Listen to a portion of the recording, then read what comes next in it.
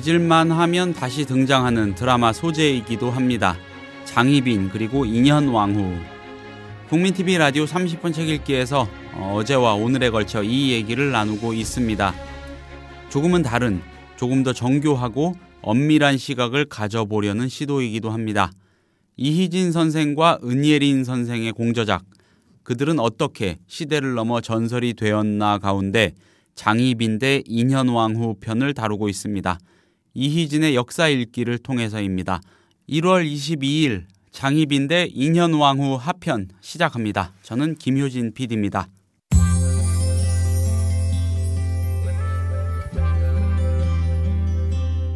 매일 아침 이 책 한 권.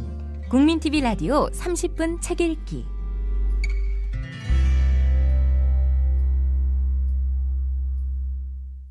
이희진 선생님, 은예린 선생님 안녕하세요. 안녕하세요. 네, 반갑습니다. 네, 이틀 연속 인사드리게 됐습니다.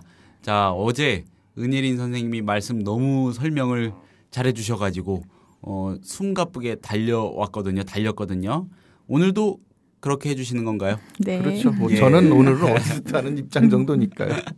네, 그 장희빈 대 인현왕후라는 그 편을 통해서 책 속에 그 캐릭터를 둘러싼 왜곡된 이야기들에 관한 설명을 한번 들어봤고요. 오늘은 그 역사적 배경에 관한 또 숙종이 조금 더 자주 등장을 하겠죠. 오늘 말씀에는. 네. 근본적으로는 숙종의 정치를 어떻게 이해해야 되느냐가 핵심이 될 수 있거든요. 그러니까 요걸 이야기해서는 잠깐만 이 숙종이라는 사람의 역할이 그 조선 왕조사에서 어떤 건지만 잠깐 이해할 필요가 있을 거예요. 그러니까 이제 숙종의 아버지 현종이 사실상 조선 왕들 중에서 그렇게 많은 업적을 남기지도 못했고 그럴 수밖에 없었던 이유가 있거든요. 그러니까 굉장히 그 겉으로 보면 무능하다고 할 수 있지만 그 개인적인 캐릭터보다도 상황이 그렇게 몰고 갔다고 봐야 될 겁니다. 숙종의 전때인 효종이 문제거든요. 아시다시피 효종 때는 북벌을 외치면서 굉장히 강력하게 전국을 이끌고 갔는데 그러다가 사실 어떻게 보면 같이 북벌을 외쳤던 노론들은 현실적으로 북벌이 가능하다고 생각하지는 않았던 것 같아요. 그러다 보니까 나중에 거기서 효종과 효종 자신도 북벌이 가능하다고 생각했는지 모르겠지만 어쨌든 거기서 갈등을 빚다가 이거는 거의 대놓고 암살 비슷하게 되거든요. 의사가 치료한다고 침으로 찔러가지고 피가 나는데 응급조치도 제대로 안 해가지고 죽었단 말이에요. 그런데 그 일을 벌인 의원은 처벌도 안 받고 제대로 안 받고 묻어져 버렸거든요. 사건 자체가. 현종은 그렇게 죽는 선왕을 보고서 즉위한 왕입니다. 힘이 있을 상황이 아니죠. 그래서 현종대 내내 예송에 시달리다가 물론 현종도 예송의 방향은 좀 이리저리 정하는데 역할을 했습니다마는 궁극적으로 주도하지는 못한 거예요. 그러니까 숙종대가 오면 어떻게 보면 조선 왕실로 보면 상당히 위기였다는 거죠. 그런 위기 상황에서 숙종이 등장해서 이걸 어떻게 풀어가려고 했느냐. 사실 이게 핵심인데 이 핵심적인 문제는 지금까지 많이 안 알려져 있다는 게 문제입니다. 장희빈과 인현왕후의 그 드라마틱한 설정에 그냥 살짝 걸쳐서 등장하는 어떤 그걸 남성으로. 내세워서 오히려 숙종의 정치가 묻혀져 버리는 그런 게 있다는 얘기죠. 알겠습니다. 은 선생님이 또 얘기를 풀어나가 주시죠. 네.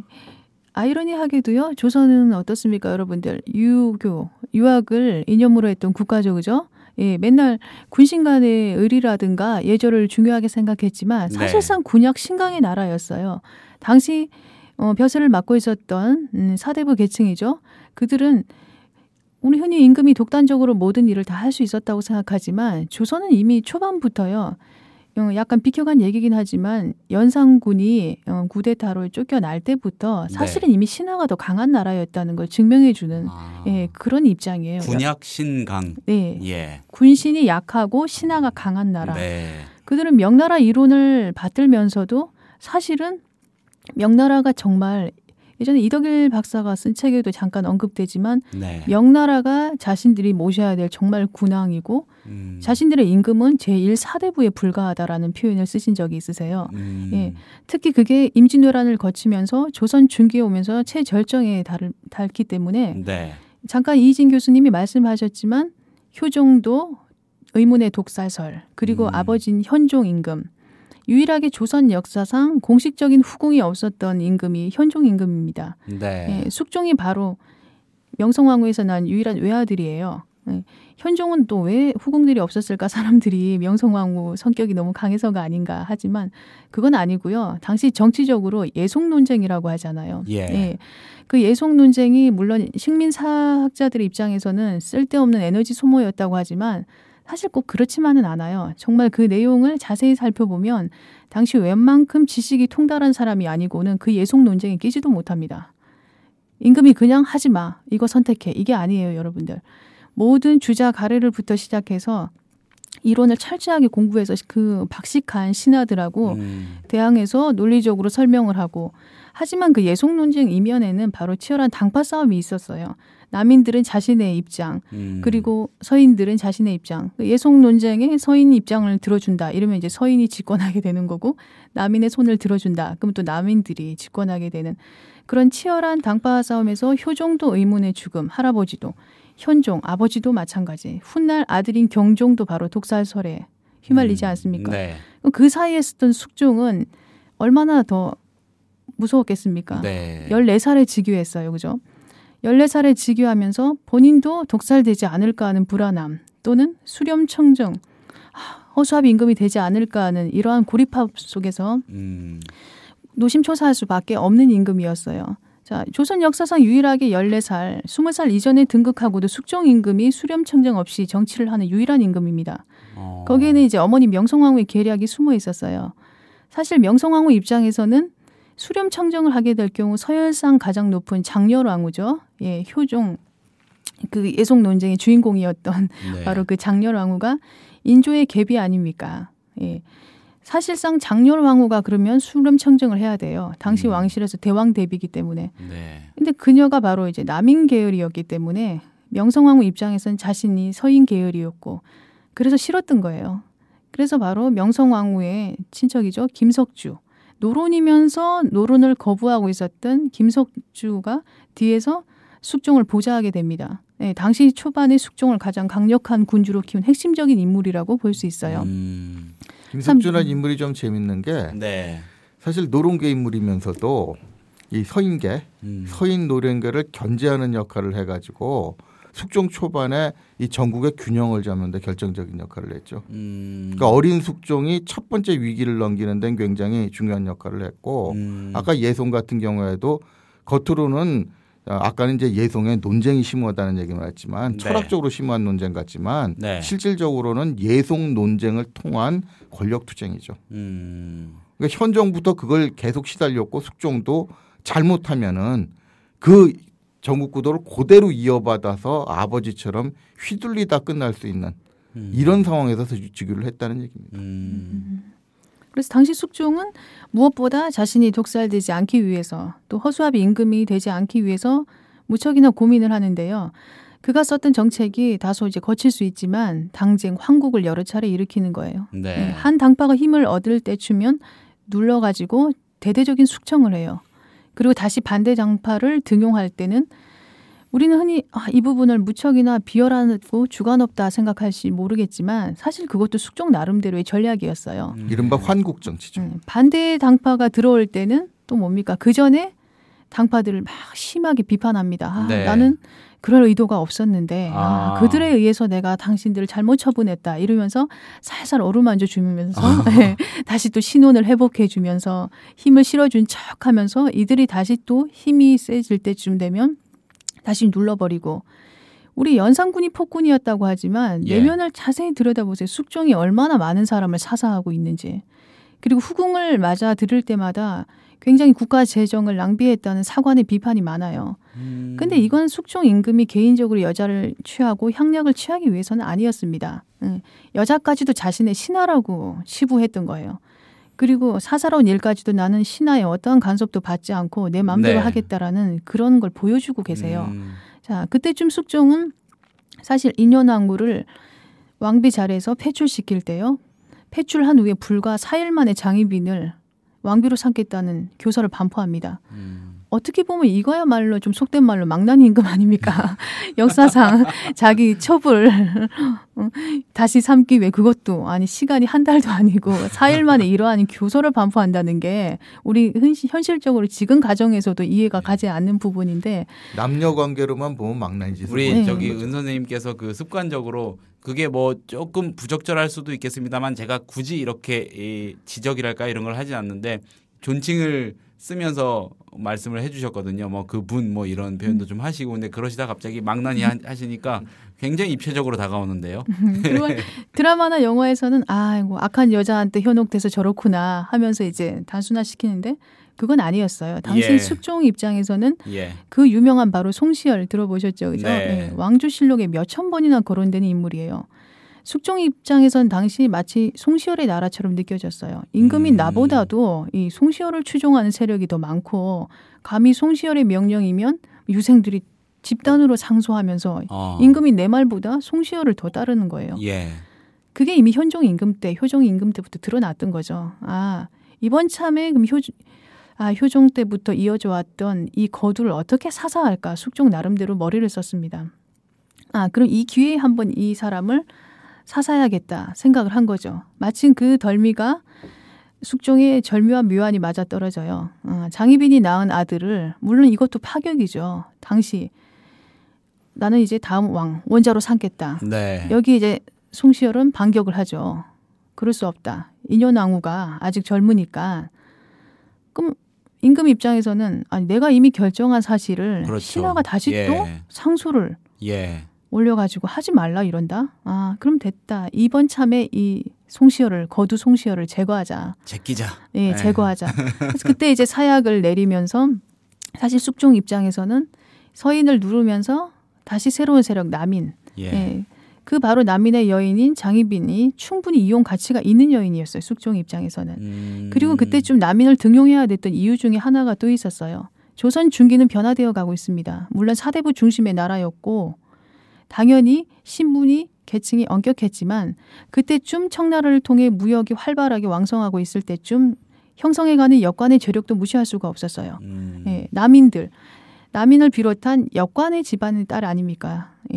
그러한 역관들의 세력 형성과 중인들의 입장을 생각해서 본인이 이때쯤 되면은 서인을 누르고 남인을 등용하면서 장희빈을 왕후의 자리에 앉히는 게 본인의 정치적인 입장에서는 이익이었어요.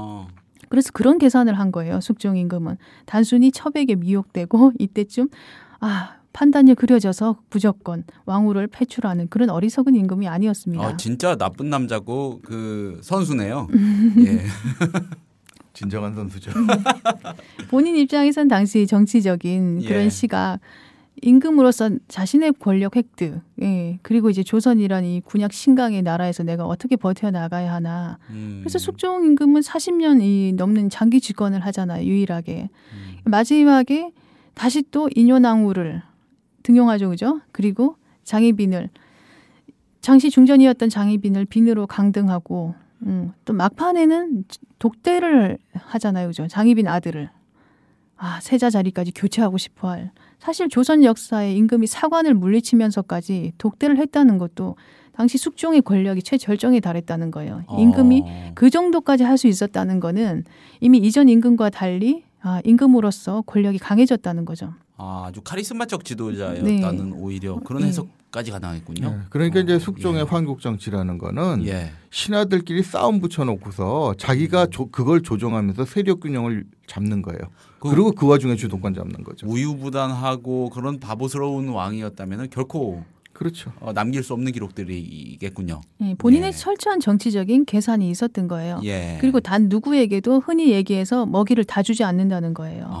밀당을 나눠주되 이 사람들이 배불리 못 먹게끔 먹을 때쯤 되면은 다시 먹이를 뺏어가지고 반대 당파에게 주면서 서로 간의 경쟁을 하게끔 만들었던 거예요. 그리고 거기에 관련되는 당파가 다른 여자들도 똑같은 신하라고 분류를 했었어요. 심지어 자식까지도.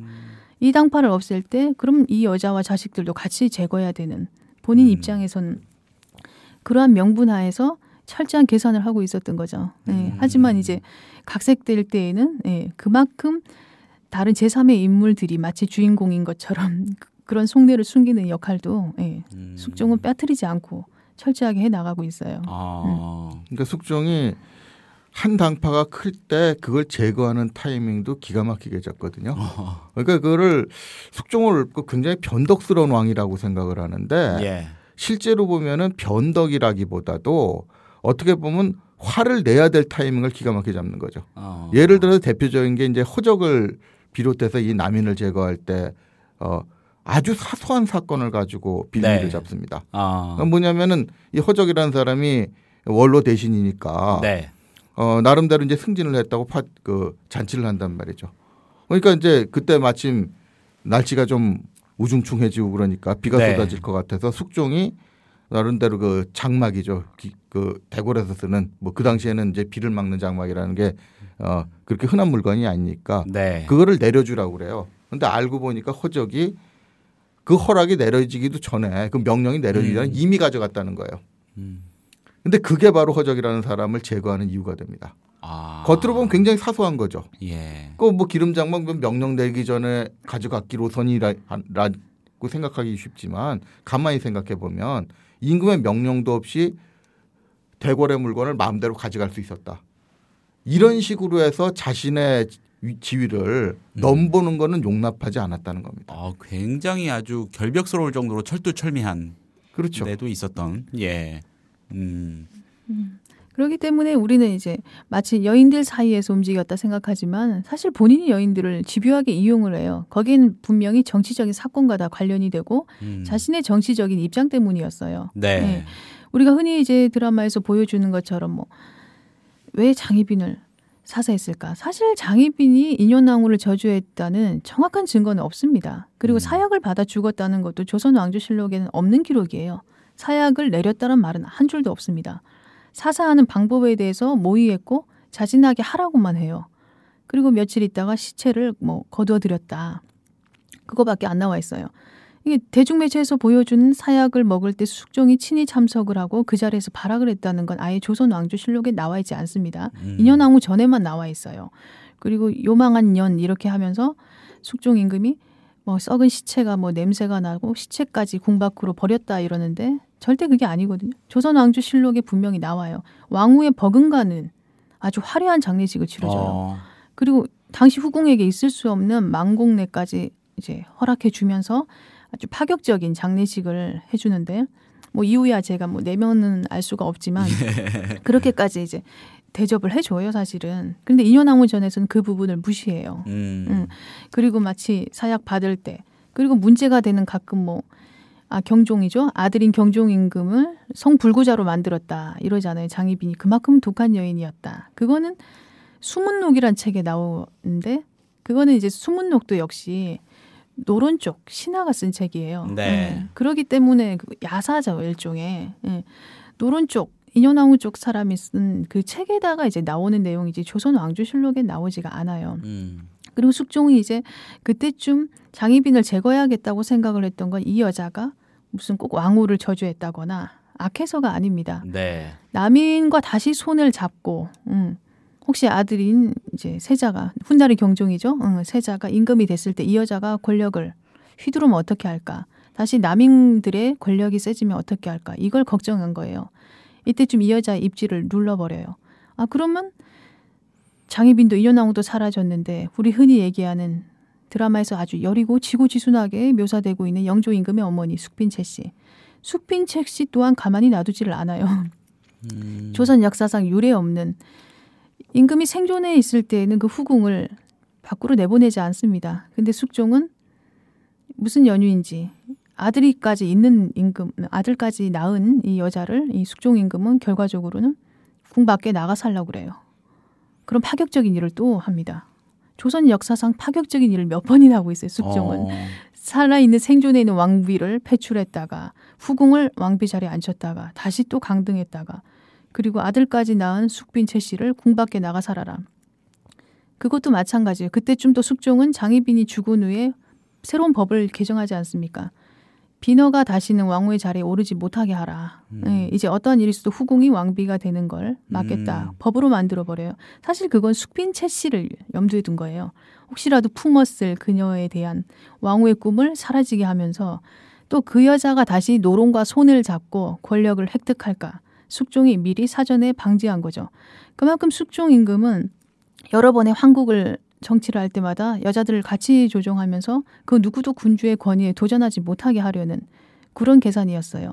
그만큼 당시 나라가 임진왜란을 거치면서 여러분들 조선 중기에 오면서 감히 신하가 임금을 죽이려고 했다는 게 얼마큼 임금의 권위가 떨어진 나라라는 거예요. 네. 그만큼 신하 힘이 강했다는 거죠. 거기서 본인이 철저하게 살아남기 위해서는 다른 대안이 없었던 거예요. 전체를 숙청하고 사사한 방법. 그리면서 달래면서 이들을 무섭게 싸움을 붙여서 나에게 충성하게 하는 방법. 그것밖에 없었던 거죠. 그러기 위해서 어쩔 수 없는 이런 당파 싸움을 스스로가 붙였다고 해야 되나요? 그게 아마 옳은 표현이 아닐까.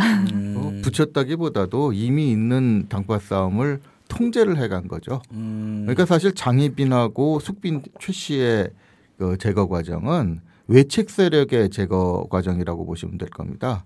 사실 숙종 자신이 그걸 경험을 했거든요. 즉위했을 때 왕이 실질적으로 의지할 수 있는 게 외척밖에 없어요. 네. 그게 외척 세력이 위험하다 하는 거는 사실 동양 전근대사에서 굉장히 중요한 요소로 등장함에도 불구하고 막상 자기가 권력을 잡고 왕위에 올라가 보면은 의지할 사람이 없거든요. 아시다시피 군약신강이라는 말을 자꾸 하는데 네. 그거는 조선시대에 이제 왕이 전제 정치를 하는 거는 연산군을 시도한 게 마지막이었다고 보시면 돼요. 그러니까 태종이 한번 크게 했다가 세종도 그런 무단 정치는 못 했거든요. 세조가 한번 시도를 했다가 세조 말년에 약해지고 성종대부터 그것도 안 되니까 연산군이 시도하다 무너진 이후로는 네. 아무도 혼자서 이 정치를 주도할 꿈을 못 꿉니다.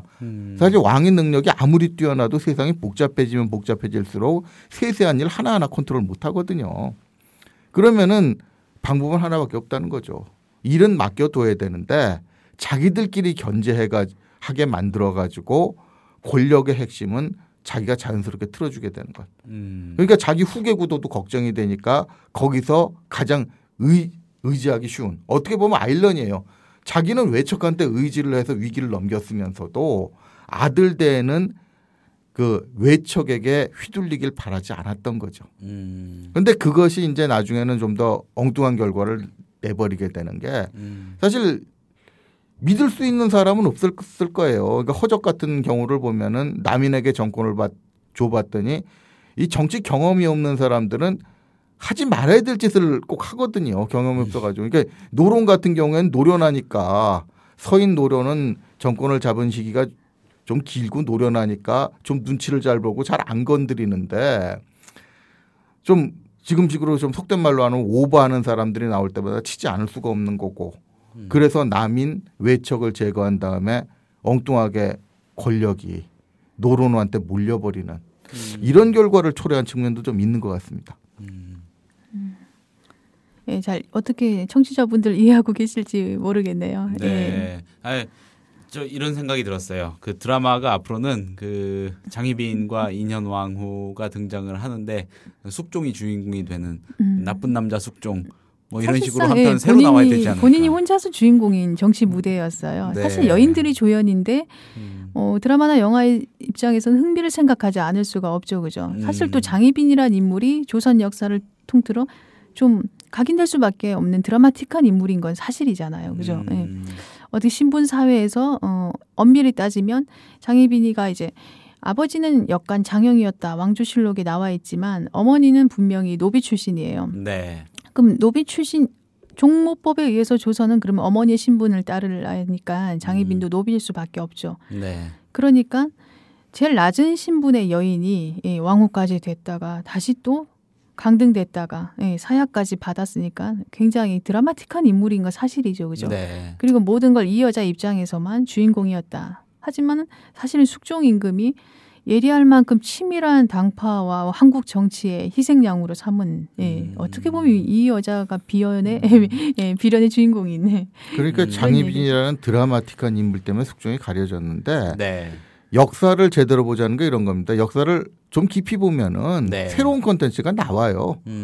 많이 본 것 같은데 실제로 제대로 한 건 별로 없지 않습니까? 그러니까 뭐 드라마에서만 진짜 숙종의 진면목을 보여주고 당시를 보여줄 수 있는 그런 걸 만들자는 게 만들자는 것뿐만 아니라 사실 드라마도 그런 거 한번 나와도 나쁠 건 없을 겁니다. 나쁜 남자 숙종이요. 네, 나쁜 남자 숙종으로 나와도 나쁠 건 없을 것이고 그보다는 사실 그 당시 정치가 이렇게 혼란스럽고 냉혹했고 이런 거를 어떤 방법으로 헤쳐나가려고 했는가.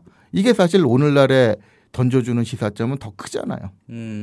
그런 점에서 숙종을 한번 볼 수도 있다는 얘기죠. 숙종뿐만 아니라 숙종조의 정치라는 거. 타고난 정치꾼이군요. 타고난 정치꾼. 정말 촉이 좋고요. 그렇죠. 현실 파악이 빠르고 냉정하고요. 그런 인물이었던 것 같고 좀 여담이고 빗나간 얘기이긴 합니다만은 두 분 다 이희진 선생님하고 은예린 선생님 다 강단에 서시지 않습니까? 이희진 선생님은 왠지 학점 좀 후하게 주실 것 같아요. 근데 은예린 선생님은 왠지 조금은 학점에 박하실 것 같은 그런 이미지도 조금 느껴집니다. 왜냐하면은 어제도 그러셨고 오늘도 너무 침착하고 차분하게 한 번의 막힘도 없이 말씀을 너무 잘하셔가지고 그런 느낌이 들 정도였습니다. 숙종 같은 인물이었나 봅니다. 네, 두 분 오늘 좋은 말씀 많이 해주셔서 감사드리고요.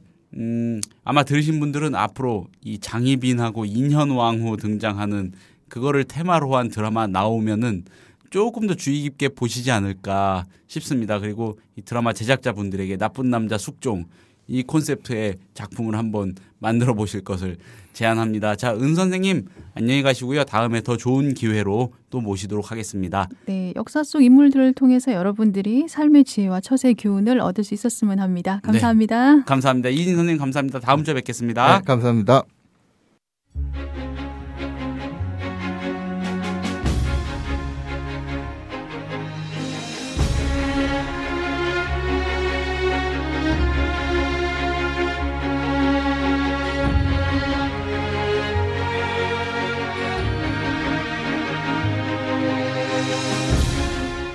(30분) 책 읽기가 어제에 이어서 1월 22일에 소개한 이야기는 이희진 선생과 은예린 선생의 공저작 그들은 어떻게 시대를 넘어 전설이 되었나 가운데 장희빈 대 인현왕후 편이었습니다.